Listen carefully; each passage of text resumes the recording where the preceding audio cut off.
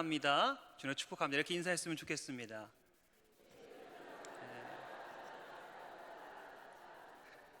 이런 인사는 많이 했을 거니까 다른 인사도 한번 해보죠. 옆에 분 보면서 앞뒤 보면도 괜찮습니다. 오늘 어디가 가장 예쁜지, 어디가 오늘따라 특히 아름다운지, 멋있는지 한번 얘기해 주셨으면 좋겠어요. 항상 보는 분이지만 오늘따라 참 어디가 아름답습니다. 오늘따라 참 어디가 예쁩니다. 예. 사랑하는 여러분, 함께 공동체 생활을 하고요, 함께 믿음 생활을 하면서 우리가 옆에 분들 그리고 함께 섬기는 성도들에게 더욱더 아름다운 모습을 많이 발견할 수 있는 귀한 부천 승연교회가 되기를 주님을 축복합니다. 먼저 말씀을 전하기 전에 우리 귀한 부천 승연교회에서 성도님들과 함께 귀한 하나님의 말씀을 나누도록 허락해 주신 우리 당회장님과 그리고 우리 장로님들 그리고 성도님들에게 그리고 우리 하나님에게 진심으로 감사의 말씀을 드립니다. 잠깐 제 소개를 우리 목사님 짧게 해주셨지만 저는 2005년도에 도미를 했고요, 현재 딱 20년째 미국에서 생활을 하고 있습니다. 15년 정도 저는 이민교회를 사역했습니다. 한국말 되게 잘하죠? 네, 영어를 잘 못해요. 네, 한국말로 사역을 오랫동안 했고요. 그리고 나서 하나님의 부르심이 있어서 3년 전에 미국 육군 채플린으로서 지금 섬기고 있습니다. 저의 밑에는 이제 제가 포병대대를 섬기고 있는데요, 미국 포병대대에서 한 350명 되는 병사들과 장교들 그리고 병사들과 장교들의 가족까지 함께 섬기고 있습니다. 이번에 기회가 돼서 좀 잠깐 한국에 나오게 됐는데, 제가 미국에서 사역할 때 제가 너무너무나 사랑하고 존경하던 우리 이대규 목사님, 이렇게 아름다운 교회에서 아름다운 사역을 하시는 모습을 보니까 가슴이 너무 벅차오르는 거예요. 여러분들 귀한 교회에 계셔서 너무 좋으실 것 같아요. 아멘 소리가 좀 작은 것 같은데, 아름다운 교회에서 우리 아름다운 귀한 목사님 모시고 사역하는 여러분들 너무 행복하실 것 같아요. 좋습니다. 여러분 만나서 참 반갑습니다. 인사 다시 한번 드리겠습니다. 반갑습니다. 예, 반갑습니다. 예. 예, 반갑습니다. 사실 오늘 제가 섬기는 교회도 아니고 또 멀리 미국에서 와가지고 말씀을 전하면서 요한계시록 말씀을 전하니까 적지 않아 당황하시는 분이 있지 않을까 생각이 들어요. 살짝 고민 저도 했습니다. 그렇지만 제가 말씀을 준비하면서 기도하면서 드는 확신이 있었는데요, 하나님께서 오늘 이 말씀을 통해서요, 짧은 시간이지만 우리 부천 승연교회를 통한 하나님의 계획을 보여주시고요, 하나님의 마음을 함께 나누는 귀한 시간 될 것을 저는 분명하게 확신합니다. 여러분, 지금 우리는 마지막 때를 살아가고 있습니다. 갑자기 젊은 목사가 와가지고 미국에서 마지막 때를 살아간다고 얘기하니까 어쩌면 뭐지? 라는 생각이 드실 수도 있을 것 같아요. 여러분, 그날이 정확히 언제인지는 모르겠지만, 언제 주님이 이 땅 가운데 다시 오실지는 모르겠지만, 그날이 그리 멀지 않았다는 것은 모두 공감할 거라고 믿습니다. 맞죠? 하지만 사실 우리 주님이 언제 당신이 다시 오실 것이라는 것을 성경을 통해 이미 알려주셨어요.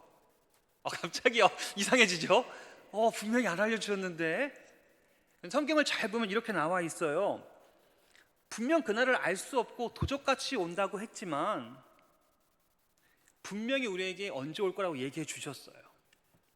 그게 언젠가요?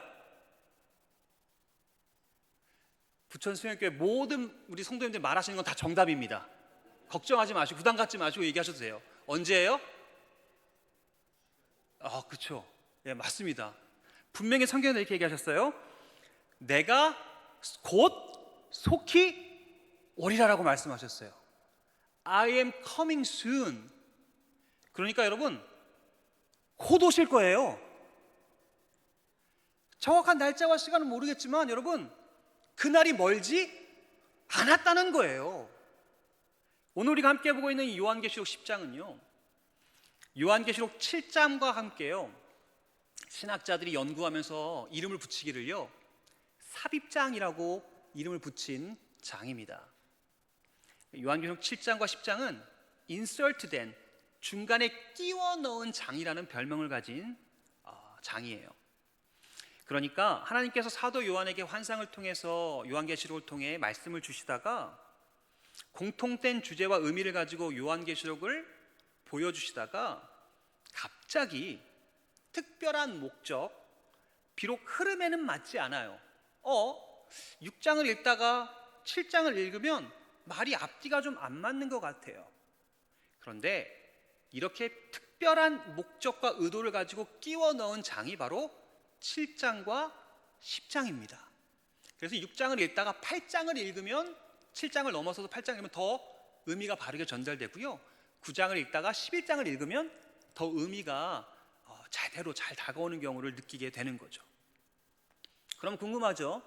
왜 삽입장을 넣으신 걸까? 그냥 쭉 쓰시면 되는데 요한계시록 4장에서부터 16장까지는요, 하나님께서는 타락한 세상을 심판하실 것이라는 두 번째 환상에 대한 스토리가 나옵니다. 먼저 일곱인에 대한 이야기를 하시다가 이 7장의 말씀을 삽입하시게 되는데, 그 다음으로는 일곱 나팔에 대한 이야기를 하시다가 오늘 10장의 말씀을 끼워 넣게 되는 거예요. 먼저 요한계시록 7장의 내용을 살펴신 이유는 이 하나님의 심판에 대한 무서움, 그러니까 너희들이 하나님을 떠나서 받는 그런 심판들이 어떠한 무서운 일들을 당할 거야 라는 그런 이야기를 하시다가, 그럼에도 믿는 자들을 끊임없이 보호하시고 그들을 지키시며 언젠가는 그들의 슬픔과 아픔을 거두어 주실 것이라는 소망을 주기 위함으로 7장을 넣으신 거예요. 그러니까 그런 거 있잖아요. 왜 하나님이 심판하실 것은 알아요. 하나님을 떠난 자들을 심판하실 건 알지만 너무 무섭게 심판하시는 모습이 나오니까 읽는 사람이 좀 힘들 수 있잖아요.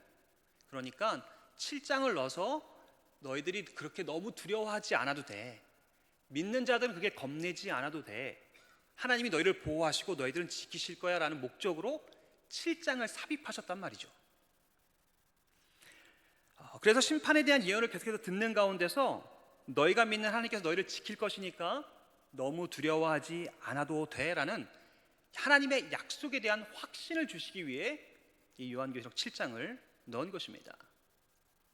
그런데 오늘 우리가 함께 보고 있는 요한계시록 10장은 그 목적이 조금 달라요.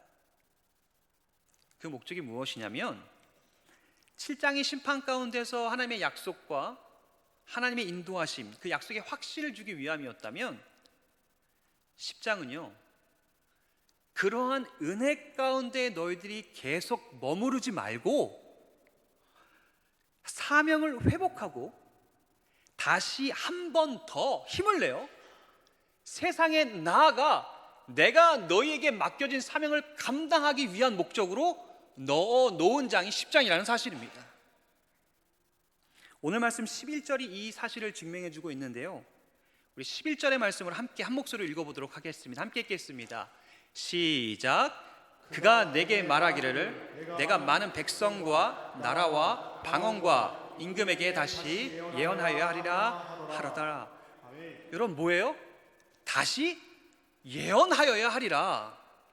네가 맡은 사명, 사도 요한, 네가 맡은 것 다시 감당해야 한다라고 이야기하시는 거예요. 앞서 요한계시록 4장 1장에 보면 이런 말씀이 기록되어 있는데요, 한번 읽어보도록 하겠습니다. 4장 1절입니다. 이 일 후에 내가 보니 하늘에 열린 문이 있는데 내가 들은 바 처음에 내게 말하던 나팔 소리 같은 그 음성이 이르되 이리로 올라오라. 이후에 마땅히 일어날 일들을 내가 내게 보이리라 하시더라. 뭐예요? 하나님이요, 반모섬에 갇혀 죽을 상황에 있던 요한에게요, 소망이 보이지 않던 그에게요, 이리 올라와. 앞으로의 일어날 일들을 내가 너에게 보여줄게.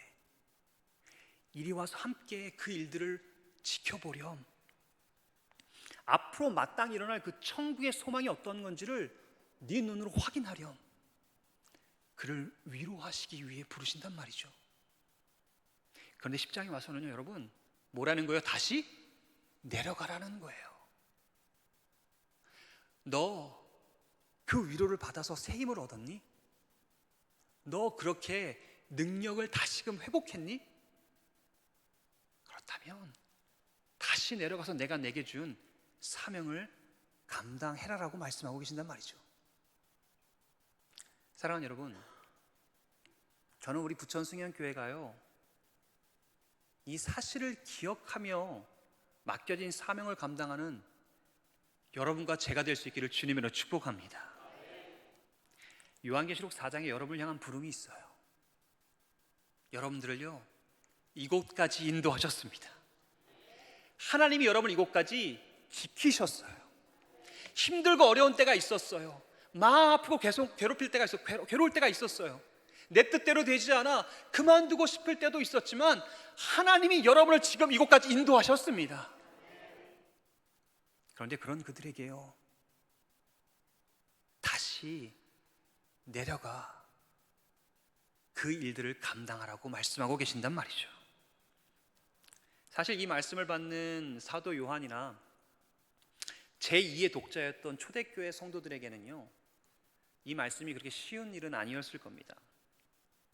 아무리 계산기를 두드려보고 머리를 굴려보아도요, 여러분, 당장 죽음을 앞두고 있는 사도 요한이나 로마 군인들에게 예수 믿는다는 이유로 아무런 목적, 아무런 이유 없이 죽임을 당하던 그 시절에 주님만 바라보고 주님이 맡겨진 사명만 바라보며 산다는 거, 여러분, 쉬운 일이었겠습니까? 오늘 이 말씀이 주어졌지만 이 말씀을 지킬 수 있는 길이나 방법이나 어떠한 요령이나 아무리 계산기를 두드려보고 머리를 굴려봐도 열심히 말씀대로 살아보려고 해도요, 상황과 환경이 그러지 않을 수 있었단 말이에요. 그러나 여러분, 인간의 눈으로는 절망일 수 있어요. 사람의 눈으로 보기에는 거기까지일 수 있어 보입니다. 그래서 우리는 이렇게 얘기하고 싶어요. 우리는 할 수 없어요. 열심히 해봤지만, 하나님의 말씀 따라 살아보려고 했지만, 그 말씀이 맞는 것도 알아 내가 그렇게 열심히 해보려 했지만 상황이 되지 않아서요 라고 말하고 싶지만, 하나님은 그렇지 않다라는 거예요. 희망이 있다는 겁니다. 할 수 있다는 거예요. 사랑하는 여러분, 저는 우리 부천 승연교회가요, 하나님이 언제나 옳다라는 것을, 하나님이 언제나 옳으신 분이라는 것을, 그분의 말씀과 결정이 언제나 맞다는 것을 증명하며 살아가는 저 여러분 되기를 주님으로 축복합니다. 지나온 2000년의 역사의 시간이요, 그것을 증명하고 있어요. 죽음, 반모섬 앞에서 죽음을 앞두고 있던 사도 요한에게 이 말씀이 주어졌지만, 어떻게 죽음을 앞둔 사도 요한을 통해 이 복음이 전달되게 하시고요, 힘없는 교회가요, 막강한 파워를 지니고 있던 로마에게 이기기 시작합니다. 그래서 그 복음이 전해져서 어디까지 전해졌어요? 지금 여러분에게까지 전해져서요, 그 말씀을 듣고 여러분이 이 자리까지 있는 거 아니겠어요? 여러분이 산 증인이고요, 하나님이 옳다는 것을 증명하며 살아가는 것이, 여러분, 세상이요, 하나님이 옳다는 것을 증명해봐. 그럼 여러분을 내세울 수 있어야 돼요. 내가 그 복음을 듣고 변화된 사람인걸, 내가 이 자리에서 그 말씀대로 변화되어 하나님을 섬기며 사는 사람인 것을 증명하며 사는 여러분 자신이 바로 그 증거가 된단 말이죠. 전 이 자리에 모인 여러분 모두가요, 아직 희망이 있다라는 이 하나님의 뜻을, 그 하나님의 뜻으로 덧입혀진 인생으로 살아가실 수 있기를 주님으로 축복합니다. 저는 오늘 이 요한계시록의 메시지가요, 저에게도 그렇고 우리 사랑하는 담임 목사님에게도 그렇고, 그리고 우리 부천 승연교회에도 그렇고, 요한계시록 말씀 왠지 무서울 것 같잖아요. 그런데 이 요한계시록의 메시지가 저와 여러분에게 위로의 메시지가 되었으면 좋겠어요. 오히려 요한계시록은 이런 의미에서 멸망의 예언서가 아니라 우리에겐 위로의 예언서고 오히려 희망의 메시지가 아닐까 생각해 보게 되는 거죠. 여러분, 세상은요, 교회가 끝났다고 말하고 싶어 해요. 교회는 더 이상 희망이 없다라고 말하고 싶어 하고요. 예전에는 여러분 교회가 세상을 걱정했죠. 그렇죠? 세상이 어떻게 저렇게 돌아갈 수 있었는데 요즘은 마음 아픈 일이지만 세상이 교회를 걱정하는 것 같아요. 그렇게 인간의 눈으로 보기에는 희망이 없어 보일 수 있어요. 그러나 하나님은 다르게 보신다는 겁니다. 그렇지 않다라는 거예요. 아직 희망이 여기 남아있다라는 것입니다. 주어진 사명을 여러분이 감당하라고 이야기하고 계신단 말이죠. 우리의 개인의 삶을 비추어 볼까요? 우리의 현실을 바라보면 절망적인 것 같습니다. 어떠한 변화도 없는 쳇바퀴와 같은 삶인 것 같아요. 희망이 없어 보여요. 매일매일 순간순간마다 크게 변하지 않는 삶인 것 같아 보이지만 하나님이 말씀하시는 거예요. 아니라는 겁니다. 아직 희망이 저와 여러분에게 남아있다라는 거예요. 저는 오늘 부천 승현교회 와보니까 교회가 너무 멋있습니다. 너무 아름답고 우리 부천 우리 그 승현교회의 그 아름다운 신앙생활을 하시는 모습들이 미국에까지 이렇게 소문이. 이제야 웃으시네요. 이제야 났더라고요. 제가 우리 목사님하고 말씀 나누면서 목사님이 얼마나 교회 자랑을 많이 하시든지, 얼마나 아름다운 교회인 걸 제가 오기 전부터 알겠더라고요. 오기 전부터 저는 자랑스럽더라고요. 여러분, 저도 이렇게 자랑스러운데 하나님 보시기에 얼마나 자랑스러우실까요? 여러분 스스로에게 한번 물어볼까요? 내가 섬기는 교회가 그런 교회라 얼마나 자랑스러우세요? 그러나 먼저 여러분이 어떠한 상황 가운데서도 여러분이 이런 교회에서 섬길 수 있다는 것이 여러분의 삶의 큰 자랑거리가 되셨으면 좋겠어요. 하나님이 여러분에게 희망이 있다고 하시니, 하나님이 부천승현교회에게 희망이 있다고 하시니, 여러분들 통해 하실 일이 있다고 하시니 여러분 자랑스러워 하셨으면 좋겠단 말입니다. 자부심을 가지고 그렇게 말씀하신 하나님이 옳다는 것을 증명하며 살아가는 부천승현교회가 되었으면 좋겠어요. 그런데요, 하나님이 여러분 그렇게 축복해 주셨잖아요. 지금까지 이렇게 인도해 주셨잖아요. 위로해 주셨잖아요. 지금까지 하나님 잘 믿었잖아요. 그렇죠? 그럼 이제 머물지 말고 다시 내려가 맡기신 사명 감당하시라는 겁니다. 다시 열심으로 사명을 감당해야 한다고 말씀하시는 거죠. 다시 예언해야 한다라고 이야기하는 거예요. 이 교회에 세우신 사명이 무엇일까? 나 개인에게 주신 하나님의 부르심이 무엇일까? 고민해 보셔야 된다는 거예요.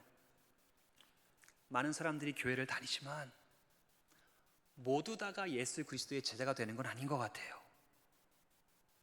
이 땅에 많은 교회들이 존재하지만 그 모든 교회가 세상을 변화시키는 능력을 가진 것은 아닌 것 같아요.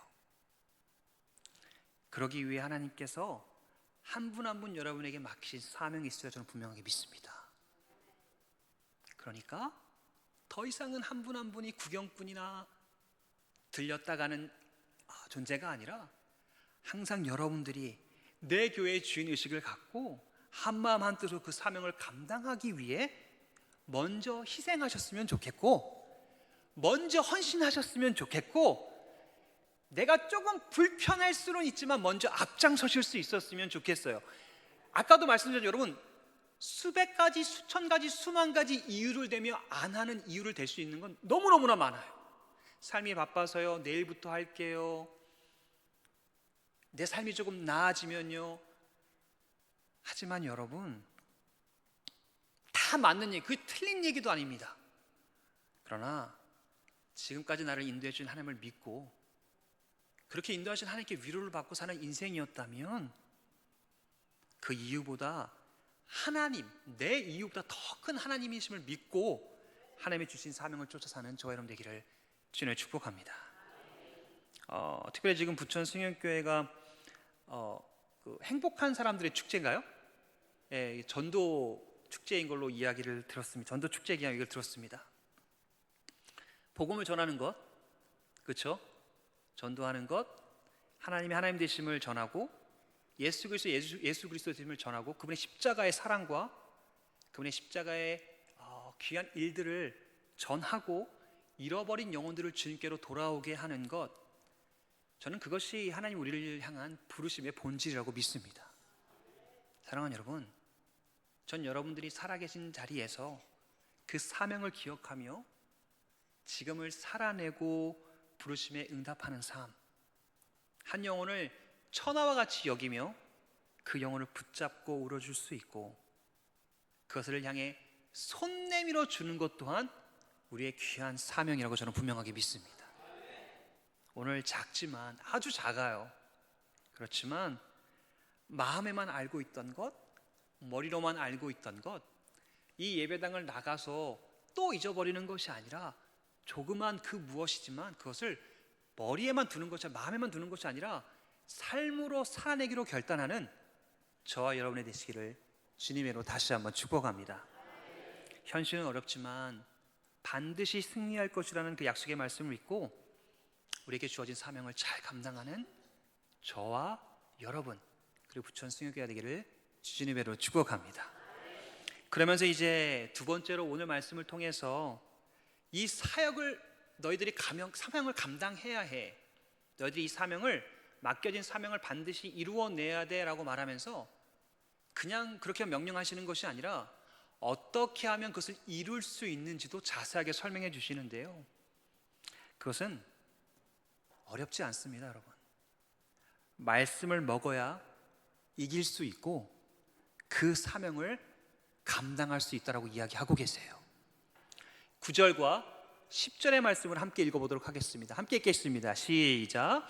내가 천사에게 나아가 작은 두루마리를 달라 한즉 천사가 이르되 갖다 먹어버리라. 내 배에는 쓰나 내 입에는 꿀같이 달리라 알거늘 내가 천사의 손에서 작은 두루마리를 갖다 먹어버리니 내 배는 꿀같이 다나 먹은 후에 내 배에서는 쓰게 되리라. 아멘. 사도 요한은 두루마리를 가져다 먹어버립니다. 사명을 감당하기 위해서 말씀을 먹으라는 거예요. 저는 오늘 말씀을 보면서 어찌 보면 오늘날 한국 교회, 미국 교회 다 따질 것 없이 모든 작금의 교회가 어떻게 보면 힘을 잃어가는 것, 가슴이 아프지만 이렇게 세상에 걱정이 되는 건 말씀을 먹지 않아서일지도 모르겠다는 생각을 해봅니다. 우리가 말씀을 읽어요, 봅니다, 듣기도 해요. 그런데 먹지는 않아요. 많은 사람들이 맛을 보기는 해요. 입에는 넣어봐요. 쓰면 어떻게 해요? 뱉어버리는 거예요. 오늘 말씀의 순서를 잘 보세요. 주님의 사명을 감당하기 위해 다시 예언하러 가는 것보다 무엇이 먼저예요? 말씀을 먹는 것이 먼저예요. 이것은 구약 선지자였던 엘리사 선지자, 에스겔 선지자에게도 동일했습니다. 에스겔 3장 1절의 말씀을 제가 읽어드립니다. 또 그가 내게 이르시되 인자야, 너는 발견한 것을 먹으라. 너는 이 두루마리를 먹고 가서 이스라엘 족속에게 말하라. 에스겔이 사명을 받는 장면에서도요, 먼저 말씀을 먹고 갈 것을 명령하십니다. 사랑하는 여러분, 봉사하는 거 너무 중요해요. 찬양하는 거 너무 중요합니다. 전도하는 거 너무너무 중요해요. 그러나 그 어떤 것보다 말씀을 먹어야 된다는 거예요. 말씀을 소화시키고, 먹는다는 것은요, 그 말씀을 먹는다는 것은 그것을 소화시키고 그 영향력 아래 놓인다는 것을 이야기하는 거예요. 그래야 복음도 전할 수 있고요, 그래야 봉사도 감당하고요, 찬양도 할 수 있고요, 섬김도 할 수 있고요, 구제도 할 수 있고요, 선교도 할 수 있다는 거예요. 말씀을 먹지 않고서는 아무것도 아닌 거예요. 여러분, 말씀을 먹는다는 것이 쉬운 일이 아니기 때문에 오늘 말씀에서 이렇게 이야기하고 있는 거예요. 입에서는 달고 배에서는 썼다라는 거예요. 쉽지 않아요. 여기까지 넣어서 그거 소화시키는 것 쉬운 일 아닌 거라 봅니다. 여러분, 어떻게 보면 단순히 말씀을 듣고 읽고 듣는 것은 쉬운 일일 수 있어요. 교회 와서 시원한 에어컨 밑에서 말씀 들으며 집안에서 말씀을 읽고 인터넷을 켜서 좋은 말씀을 찾아서 듣는 것 어렵지 않을 수 있다는 거예요. 커피를 한잔 하면서 말씀을 읽는 것 어렵지 않을 수 있다는 거예요. 전 이것이 아무것도 아니라는 것을 드리는 말씀이 아니고 너무 귀한 일이죠. 너무 귀한 일입니다. 여러분 하셔야 돼요. 그러나 중요한 것은 그 말씀을 실천하고 내 삶에서 적용하며 살아가는 것은 전혀 다른 이야기라는 겁니다. 그 영향력 아래에 산다는 것은 전혀 다른 이야기라는 거예요. 죄성을 가진 인간이 주신 말씀대로 살아가는 것은요, 소화해내는 것이 보통 여간 어려운 일이 아니라는 거예요. 그러나 그것을 참아내고 견디어낼 때, 그 말씀이 쓰지만 우리 안에 소화해낼 때 기쁨과 즐거움으로 하나님의 사명을 감당할 수 있다는 거예요. 여러분, 구약의 예레미야 선지자는 참 문제가 많던 사람이었어요. 남들이 보기에만이 아니라 자기가 보기에도 좀 아닌데 라고 생각이 드는 사람이었습니다. 예레미야 1장 6절에 이렇게 기록이 되어 있는데요, 예레미야가 이렇게 고백합니다. 내가 이르되 슬프도소이다. 주여 보소서, 나는 아이라 말할 줄을 알지 못하나이다 하니 자신이 없어합니다. 하나님이 쓰시고자 하니 자신은 안 된다는 겁니다. 나 안 돼요. 나 너무 작아요. 너무 부족해요. 나 그런 사람 아니라는 거예요. 하나님 잘못 보신 거 아니에요? 하나님 저 그럴 만한 깜냥이 아닌 것 같은데 잘못 보신 것 아니에요?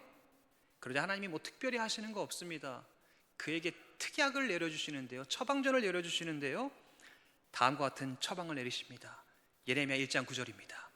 여호와께서 그의 손을 내밀어 내 입에 대시며 여호와께서 내게 이르시되 보라, 내가 내 말을 내 입에 두었노라. 말씀을 주십니다. 그리고 후에 그가 이렇게, 예레미야가 이렇게 고백을 합니다. 예레미야 15장 16절입니다. 만군의 하나님 여호와시여, 나는 주의 이름으로 일컬음을 받은 자라. 내가 주의 말씀을 얻어먹었사오니 주의 말씀은 내게 기쁨과 내 마음의 즐거움이오나. 우리가 다 잘 아는 것처럼 예레미야는 후에 하나님이 기뻐하시는 귀한 사역자로 쓰임받게 되죠. 여러분, 그의 별명이 뭔지 아십니까? 혹시 예레미야의 별명이 뭔지 아시는 분? 맞습니다. 우리 승영교회 수준이 역시 맞아요. 눈물의 선지자예요. 아무리 힘들고 고통스럽고 눈물이 나는 상황 가운데서도 하나님의 말씀을 먹었더니 흔들리지 않는 사명자가 감당이 됩니다. 그 비결은 하나, 하나님의 말씀을 먹었기 때문이에요. 사랑하는 여러분, 저는요 이런 말씀을 드리는 게 조금 오해는 하지 않으셨으면 좋겠어요. 저는 미국에서 이대규 목사님하고요, 이민 목회가 쉽지 않을 때 오랫동안 교제를 해왔습니다. 그런데 제가 우리 이대규 목사님을 정말 존경하는 부분이 하나 있어요. 그게 뭐냐면 하나님 말씀 앞에서요 항상 진실하고자 노력하시는 분이세요. 목사님이 말씀을 허투루 대하지 않으세요. 어떻게 하면 성도들에게 좋은 것을 먹일 수 있을까? 어떻게 하면 좋은 것, 아름다운 것을 성도에게 줄 수 있을까? 매번 고민하면서 스트러글 하는 모습을 저는 볼 수 있었어요. 저는 그 모습을 너무너무나 존경하고 제가 이대규 목사님을 그렇게 따라다녔던 이유 중에 하나였습니다. 정말 하나님의 말씀을 통해 하시고자 하는 뜻이 무엇인가를 고민하시는 분이시란 말이죠. 저는요, 우리 부천 승영교회의 가장 큰 무기가 무엇일까라고 말한다면 저는 그것이 아닐까라고 생각하게 됩니다. 지금도 얼마나 많은 이 땅의 성도들이요, 이 성도들이 말씀을 먹고 싶지만, 비록 그 말씀이 썰어 배에 넣어서 소화시켜보고 살아보고 싶지만 그런 말씀이 없어서 헤매고 있는 성도들이 얼마나 많은지 몰라요, 여러분. 그런 하나님의 두루마리를 찾으셔서 굶주림에 헤매이고 맛있어 보여서 입에 넣었지만 인스턴트 식품 같아서 뱉어버리는 그런 말씀들이 이 땅 가운데 얼마나 많은지 모릅니다. 여러분, 홍수가 나면요 가장 귀한 게 뭔지 아세요? 그렇죠. 홍수가 나면 가장 귀한 건 물입니다. 이 땅에요 인터넷만 틀면 귀한 하나님의 말씀들이 차고 넘쳐나지만, 설교들이 넘쳐나지만 정말 들을 말씀이 없는 말씀, 세상 가운데 살아가는 게 현실 아닌가요? 그런데 부천 승연교회 오면 그 말씀이 전해진단 말이죠. 이곳에 오면 들을 말씀이 있단 말이죠. 이곳에 오면 내 입에는 달고 배에는 쓰지만 따라 먹을, 소화시킬 말씀이 있단 말이죠. 그것을 준비하는 목사님이 계신단 말이죠. 그러니 그 말씀을 먹을 수 있었으면 좋겠어요. 그 말씀 가운데 성실하게 신실하게 반응하셨으면 좋겠단 말이죠. 비록 배는 쓸 때가 있어요. 쓰다 뱉고 싶다, 하기 싫다, 그만 먹고 싶다. 하지만 여러분, 그렇게 쓰지만 소화시키고 그 영향 아래 놓이겠다고 발버둥 칠 때 하나님께서는 부천 승연교를 통해 귀한 일을 반드시 이루어 가실 것을 저는 분명하게 믿습니다. 제 얘기를 잠깐 하도록 하겠습니다. 저는 이제 군목을 3년 가까이 하면서 솔직히 말씀드리면 처음에는 좀 힘들었어요. 저는 영어를 그렇게 잘하는 것도 아니고요. 이민 목회를 15년 동안 오래 했기 때문에 그들하고 문화가 맞는 것도 아니었습니다. 근데 제가 3년 동안 하면서 하나님께 좀 많이 울기도 하고 많이 하나님께 이유를 물어보기도 했었어요. 여러분 미국 군대라는 것 들으시면 어떨지 모르겠지만 사람들이 보기에는 뭐 먹을 거 다 해결해주고 뭐 힘도 막강할 것 같고, 그렇죠. 뭐 맞습니다. 많은 얘기인데 그 안에 가보면 여러 가지 차별과 억압과 종교 생활을 하는 데 있어서 많이 불편함들이 여전히 존재를 해요. 정말 힘들고 어려운 친구들, 여러분들 저도 가서 많이 깨달았는데 우리 한국 사람들 만나면 인사하잖아요, 그렇죠? 인사하면서 물어보는 것 중에 하나가 가족이 어떻게 돼, 뭐 형제가 어떻게 돼, 이런 질문들 많이 하지 않습니까? 근데 저는 그러니까 한국식으로 생각해서 그런 질문들을 많이 했었거든요. 근데 제가 그 질문들 하면 병사들이 되게 당황해해요. 내 형제가 몇 명인지 이렇게 세봅니다. 몇 명이? 이게 웃을 리가. 너는 이게 근데 10명 중에 9명이 그래요. 나중에 되니까 이제 제가 그 문화를 잘 몰랐던 건데 제대로 된 가정이 하나도 없는 거예요. 다 깨지고요. 그러니까 자기 형제가 몇 명인지를 몰라요. 정상적인 가정에서 자라지 못한 친구들이 병사들이 너무나 많아요. 많은 상처와 아픔들, 이야기를 듣다면 이렇게 정말 이런 상황에서 살아갈 수 있을까라는 생각들을 많이 하게 됩니다. 한 친구는요, 아이를 낳고 얼마 되지 않아서 너무 가난하거든요. 가난해서 이렇게 병사들은 되게 힘들어요. 체구가 되게 많이 큰 친구인데 아이를 갓난아기가 너무 귀한 거예요. 아이하고 이제 가운데 두고 와이프랑 자다가 체구가 크거든요. 자기도 모르게 깔고 아이가 숨을 거두었어요. 그 친구에게 그것이 트라우마가 되었어요. 그때가 추운 가을날이었는데 바람이 부는 가을 날씨만 되면 저를 찾아옵니다. 아무 말 없이 제 방에 와서 흐느끼며 울어요. 1시간, 2시간 울다가 저한테 허그해주고 돌아가서 다시 1년을 살아냅니다. 또 어떤 친구는 18살짜리 여자아이예요. 18살짜리 여자아이. 평생 섬에서 지내던 친구인데요. 하와이 친구예요. 그 아이는 친구들이 술에다가 16살, 17살 이럴 때 마약을 몰래 탄 거예요. 그래서 그 마약을 먹고 마약 중독자가 되어서 2년이라는 시간 동안 그 섬에서 다른 사람에 의해 성놀이개가 되어 살다가 도저히 벗어날 구멍이 없어 군대를 선택해서 온 친구도 있어요. 저에게 찾아와 이런 자신도 하나님께 용서받을 수 있는지를 물어봅니다. 자기가 다시 하나님을 믿고 하나님의 선택 가운데 사랑을 받을 수 있을까요? 물어봐요. 이런 곳에서 믿음을 지키며 신앙생활을 하는 것 쉽지 않아요. 얼마나 많은 사람들이 저를 몰래 찾아와 눈치를 보며 기도를 해달라고 하고 예수님을 섬기고 싶기도 하지만 믿고 싶지만 많은 사람들이 보는 관점에서 그렇게 쉽지 않은 거예요. 제 역할은 그런 가운데서 그들에게 복음을 전하고 그들이 그런 신앙생활을 지켜나갈 수 있도록 도와주는 것이 제 역할 중에 하나입니다. 어떤 친구는 제 방에 들어와서 아무 이유 없이 바닥에 이렇게 엎드려가지고 1시간 반 동안 막 울다 가요. 그럼 나가면서 Chaplain, you're so great. You're best chaplain. 아무 말도 안 했는데 저는 아무 한마디도 안 했는데 You're the best chaplain. Okay, thank you.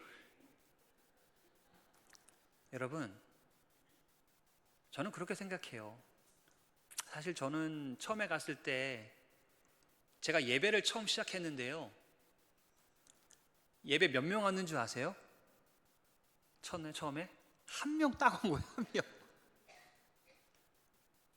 영어도 액센트가 있지, 영어도 잘 못하고 동양인이지, 뭐 캡틴 대위를 달고 있지만 뭐 이렇게 막 좀 그런가 보죠. 그래서 저는 정말 많이 하나님께 울었습니다. 하나님, 저 왜 여기 부르셨어요?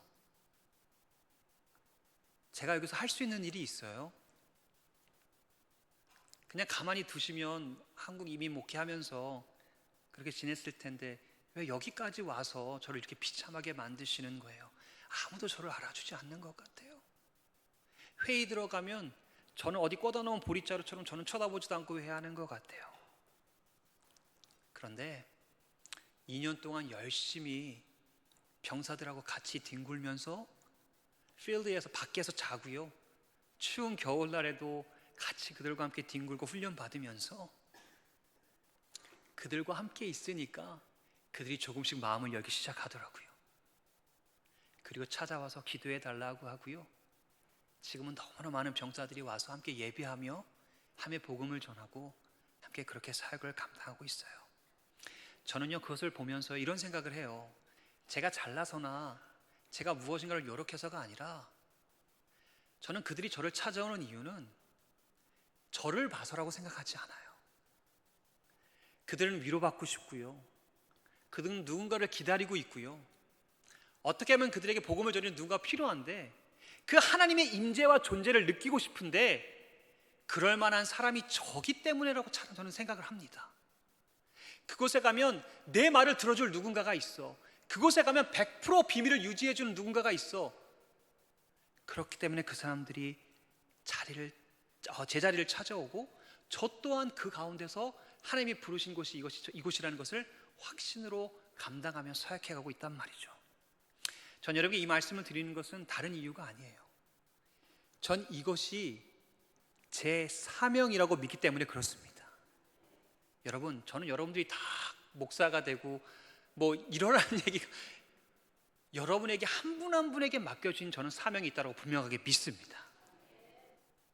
과정이 어떠하든 내가 그리스도의 이름으로 한순간 한순간의 삶을 살아내고 있다는 것, 부르심 때문에 버겁지만 한 걸음 한 걸음 나아가고 있다는 것, 그것이 진정 가치 있는 믿음이고 하나님이 원하시는 삶이 아닐까 생각해 보게 되는 거죠. 사랑하는 여러분, 말씀을 좀 마무리하고자 합니다. 저는 믿습니다. 여러분, 배는 쓰지만 우리의 삶 속에서 반드시 살아내야 할 복음이 있다고 저는 분명히 믿습니다. 그 말씀대로 살아내야 할 사명이 우리에게 있단 말이죠.